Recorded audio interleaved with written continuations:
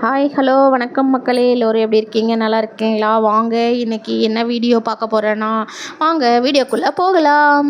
இன்னைக்கு cleaning work நடக்க போகுது, அதை தான் இப்போ பார்க்க போகிறோம். வாங்கோ. காமெடியாக இருக்குங்க, நான் பேசுகிறதே எனக்கே காமெடியாக இருக்குது. சரி, காமெடியாக இருந்து என்ன பண்ணுறது?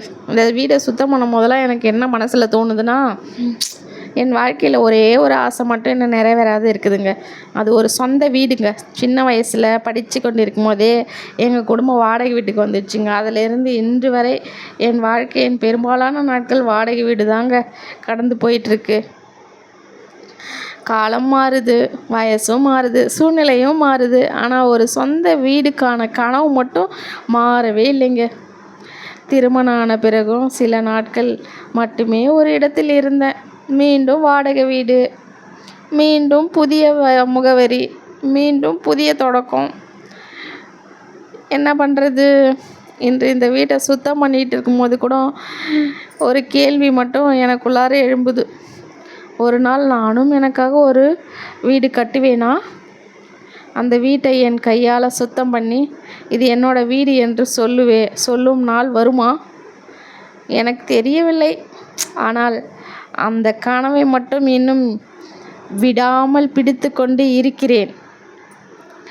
நிச்சயமாக ஒரு நாள் அந்த நிலைமை வரும்.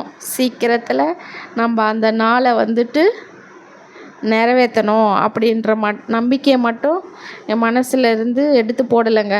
ஆனால் நம்மளெல்லாம் முடியாதுங்க, இப்படி பண்ண முடியாது, அப்படி பண்ண முடியாது மட்டும் நினைக்கவே கூடாதுங்க. கண்டிப்பாக நம்மளாலேயும் முடியும், நம்மளும் ஒரு வீடு கட்டலாம் அப்படின்ற எண்ணத்தோடு மட்டும் இருங்க. அதுதாங்க நம்மளை முன்னுக்கு கொண்டு போகிறது.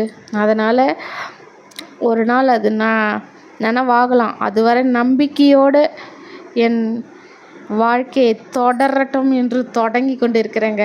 Okay, bye friends. இது தாங்க நான் இன்றைக்கி வீடியோவில் சொல்ல வந்தது. ஓகே, பாய் பாய். நானும் இவ்வளோ நாள் வீடு கட்டிகிட்டே இருப்பேங்க. எத்தனை வாடகை வீட்டில் இருந்தேன், எத்தனை வாடகை வீட்டுக்கு நான் 600 வாடகையில் இருந்து வீடு இருந்திருக்கிறேங்க. 600 இருந்தேன், அடுத்தது 900 இருந்தேன், அடுத்தது 1500 இருந்தேன், அடுத்தது 2500 இருந்தேன், அடுத்து 3500 இருந்தேன், அடுத்து 5000 இருந்தேன், அடுத்து 6000 இருந்தேன், அப்புறம் 7000 இருந்தேன், இப்போ 8000 இருக்கிறேங்க. அந்த மாதிரி வாழ்க்கை இந்த மாதிரி வாடகை வீட்டுக்கே நான் எவ்வளோ காசு கொடுத்துருப்பேன். அந்த காசு இருந்திருந்தால் நான் இந்நேரம் வீடே கட்டிகிட்டு இருப்பேன்.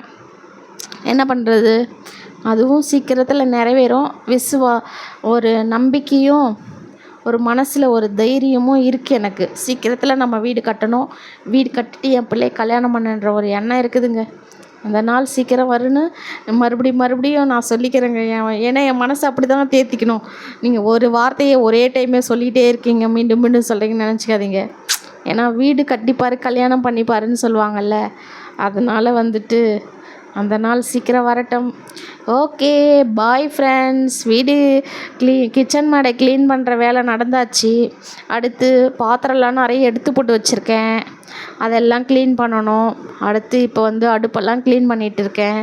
அந்த அடுப்பு க்ளீன் பண்ணுற வேலையும் எல்லாம் எனக்கு அடுப்புலாம் செம்மையாக க்ளீனாக இருக்கணும், அப்போ தான் எனக்கு பிடிக்குமே.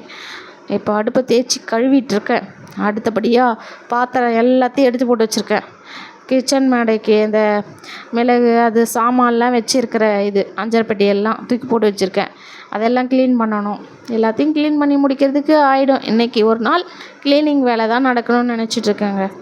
இது தாங்க ஃப்ரெண்ட்ஸ். ஓகே, பாய். இதோட என்ன வீடியோவை முடித்துக்கொள்கிறேன். ஓகே, பாய் பாய். அடுத்த வீடியோவில் உங்களை சந்திக்கிறேன். ஓகே, பாய்.